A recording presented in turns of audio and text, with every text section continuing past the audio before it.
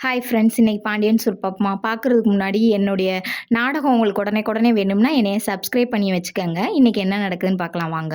என்ன நடக்குதுன்னு பார்த்தீங்கன்னா, மயில் வீட்டுக்கு வந்தாங்களா, வீட்டுக்கு வந்ததுக்கப்புறமும் மயில் ஒன்றுமே சொல்லலையா, அவங்க அம்மா கதவை தட்டிக்கிட்டு இருந்தாங்களா, அப்போ வெளியே வந்து இப்போ பேசுகிறாங்க.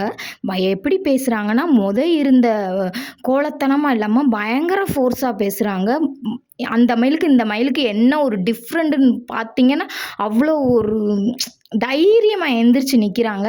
அப்ப ஒரு வார்த்தைன்றது வந்து எவ்வளோ பெரிய விஷயமா இருக்கும்னு பார்த்துக்கங்க. அதுவும் அந்த வார்த்தை அவங்கள எவ்வளோ காயப்படுத்தியிருந்தா, அவங்களுடைய எப்படி சொல்ல அவங்களோட மாற்றத்தையே கொண்டு வரும்னா பார்த்துக்கங்களேன். அப்ப சொல்லிட்டாங்க. சொன்னோனையும் மீனாக்கா நான் போயிட்டு வரேன்னு சொல்லிட்டு மீனா கிளம்புறாங்க.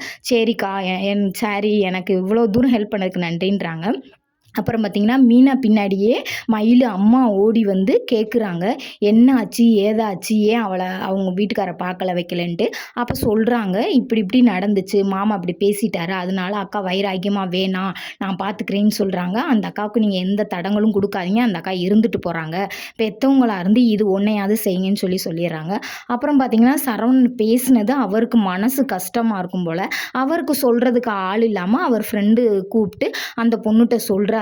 சொல்லையில் அந்த பொண்ணு சொல்லுது, நீ என்னதான் பேசினாலும் சரவணா, நீ கேட்ட வார்த்தை தப்பு தான் சரவணா, நீ மன்னிப்பு கேட்டிருக்கலாம்ல. இல்லை நான் பதட்டத்தில் பேசிட்டேன், பேசணும்னு பேசலை அப்படின்னு சொல்கிறாரு. சொல்லிட்டு 2 பேருமா கூல்ட்ரிங்க்ஸ் குடிக்கிறாங்க.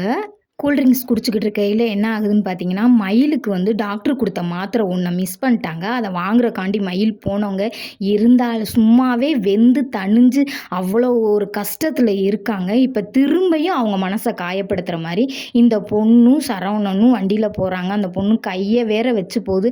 அவங்களால மயில்னால அந்த வேதனையை தாங்க முடியல. அவங்க அதை வெளியிலையும் சொல்ல முடியலை.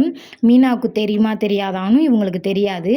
ஆனால் இவங்க சொல்ல வேணான்னு நினச்சிட்டு சொல்ல மாட்டாங்கன்னு நினைக்கிறேன். அதே மாதிரி மீனாவும் மயிலக்காக்கு தெரிஞ்சால் மனசு கஷ்டப்படுவாங்கன்னு சொல்ல மாட்டாங்க. இந்த மாதிரி தைரியமான போல்டான பொண்ணாக இருந்தால் சப்ஸ்கிரைப் பண்ணிக்கங்க.